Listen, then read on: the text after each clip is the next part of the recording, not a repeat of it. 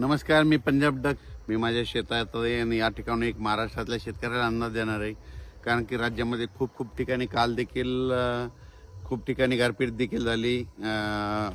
कोल्हापूर त्या पट्ट्यामध्ये तिकडं लातूरकडं झाली. तर आज देखील अहिल्यानगरकडे पाऊस चालू आहे आणि शेतकऱ्याचे फोन येत आहेत की आणखीन वातावरण कसं आहे. तर राज्यातल्या सर्व शेतकऱ्याला सांगायचं 23 आणि 24 आणखीन 2 दिवस विखुरलेल्या स्वरूपाचा एक अवकाळीचं सावट आहे. म्हणजे 25-26 तारखेपर्यंत राज्यात अवकाळीचं सावट आहे, म्हणून हा अंदाज राज्यातल्या सर्व शेतकऱ्यांनी लक्षात घ्यायचा.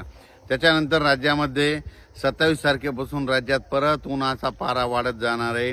उन्हाचा पारा वाढत जाणार आहे, उष्णतेची लाट येणार आहे, म्हणून हा अंदाज लक्षात घ्यायचा.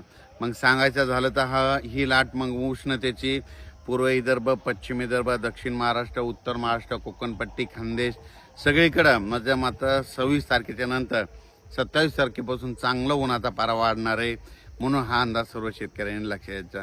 मग राज्यातल्या सर्व शेतकऱ्याला सांगू इच्छितो, मराठवाड्यातल्या देखील शेतकऱ्याला सांगू इच्छितो की मराठवाड्यामध्ये परभणी जिल्हा झालं, नांदेड जिल्हा झालं, लातूर जिल्हा झालं, बीड जिल्हा झालं, धाराशिव जिल्हा झालं, लातूर जिल्हा झालं, संभाजीनगर, जालना जिल्हा, हिंगोली जिल्हा, नांदेड जिल्हा. तर ते शेतकऱ्याला सांगू इच्छितो की आणखीन 3 दिवस म्हणजे आज 22, 23 आणि 24च्या दरम्यान फक्त विखुरलेल्या स्वरूपाचा तुरळक ठिकाणी अवकाळी पावसाचं सावट आहे, म्हणून हा अंदाज मराठवाड्यातल्या शेतकऱ्यांना लक्षात द्यायचा. विदर्भात देखील आणखीन 2-3 दिवस सगळीकडे नाही, पण अवकाळीचा वेग दररोज एक दिवस आड भाग बदलत अवकाळी मध्यरात्रीच्या येणार आहे, म्हणून हे देखील विदर्भातल्या सर्व शेतकऱ्यांनी अंदाज लक्षात घ्यायचा.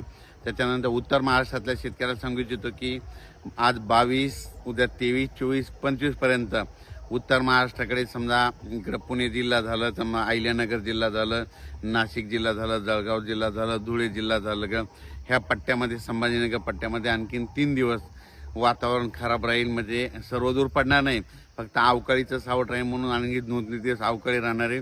पण 27 तारखेपासून पुन्हा परत तीव्र उष्णतेची लाट येणार आहे. काही ठिकाणी 44°, 42°, 40°, 38°पर्यंत 44 आणि काही ठिकाणी 45-46 देखील पारा 1 मेच्या दरम्यान जाणार आहे, म्हणून हे देखील लक्षात येतं. मेच्या पहिल्या आठवड्यात हवामान तीव्र उष्णतेची लाट राहणार आहे, म्हणून हे देखील अंदाज सर्व शेतकऱ्यांनी लक्षात द्यायचा.